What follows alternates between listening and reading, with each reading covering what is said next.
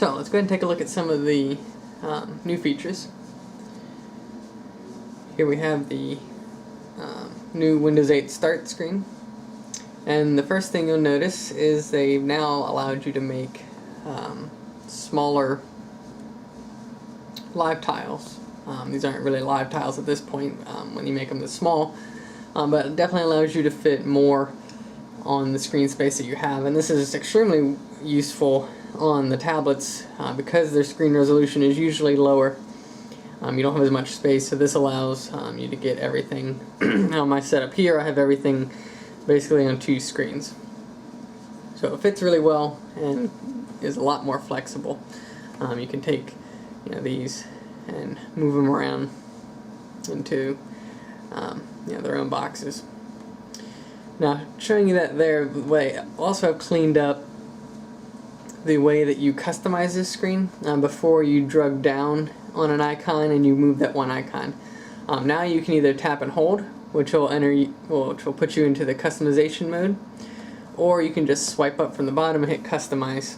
And this allows you to rebuild the screen extremely fast. You just tap and drag your icons around wherever you want them, and it makes it much faster than it was before, where you had to drag down on each icon individually. Put everything back to where it was, something like that. You just tap away to bring it back here. So one thing, you have the start button is back, hooray. However, it just takes you back to the start screen.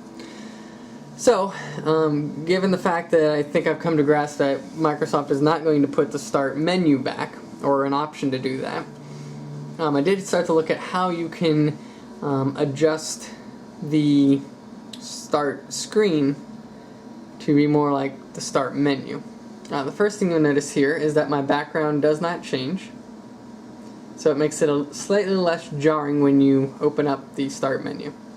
The other thing I did was pin in all the common folders that were normally on the start menu. So I have my profile, which I can open, and documents, pictures, the control panel, and then a couple other things like remote desktop, the command prompt, items like that. So with that change, allowing the smaller icon so I can fit more of the programs that I would use before, it's not that bad. So over here I've kind of labeled this section common, so my common applications that I would use all the time, and then here file and system, which was all the my documents, my pictures, stuff like that. So with that, this is kind of what I've gotten used to as the new start screen, and to be honest, I do like it. Because all these common things are here that I had before. Once you get used to the new positioning, it works pretty well. But then the advantage is I can have all my programs sorted in 2 categories, which once you kind of get used to using it that way, it becomes extremely handy.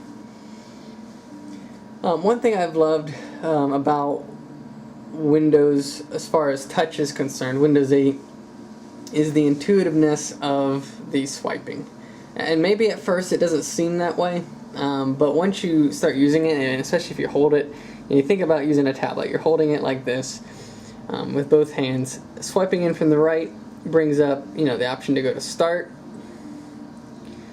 to search your entire computer, and now with Windows 8.1 it searches everywhere, which you'll see that here. You can change that, but everywhere.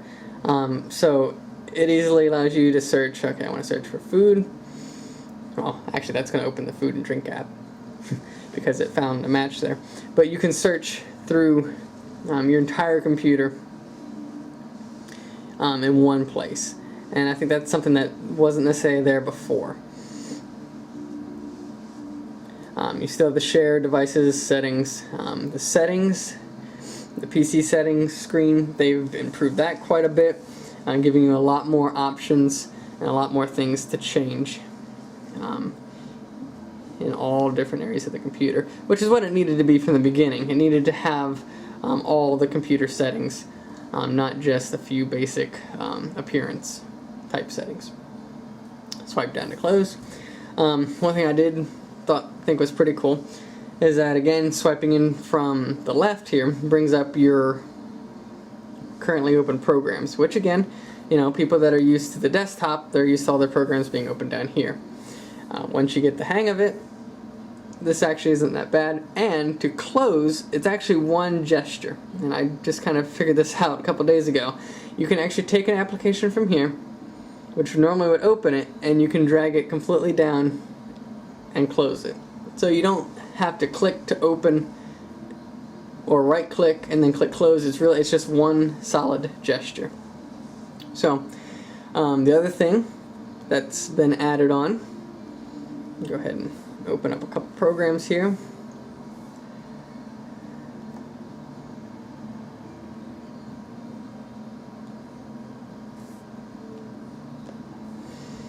Is the ability to have the side-by-side programs.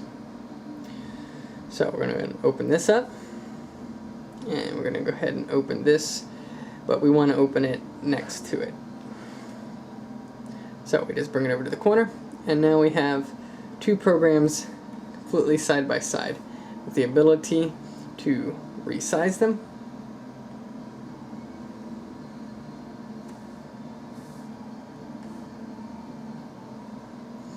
And then if you go back to start, all that is still saved here. You can see you have your split view there.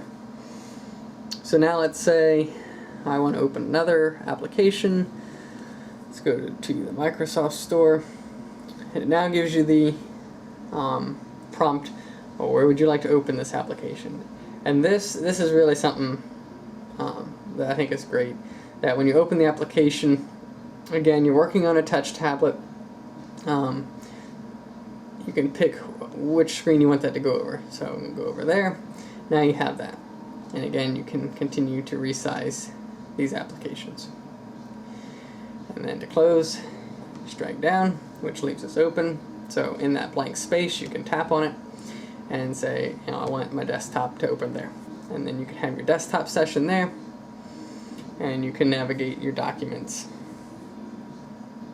from there.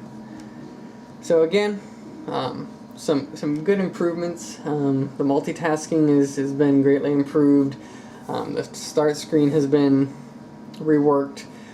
You can also, I didn't mention this, but on the start screen you just swipe up, and that shows you all your applications, and then swipe back down. Again, that works extremely well. So that's just a quick overview of Windows 8.1, some of the changes that will hopefully be coming live for all Windows 8 users. I would say hopefully in the fall. Just depends on how long it takes for them to get through the any of the bugs. But overall, I've been using Windows 8.1 on this tablet now for a few weeks, and I've noticed very little bugs. The only thing I've noticed is that the my battery every now and then isn't recognized, but besides that, works extremely well. So there you have it, quick overview of Windows 8.1. Thanks for watching.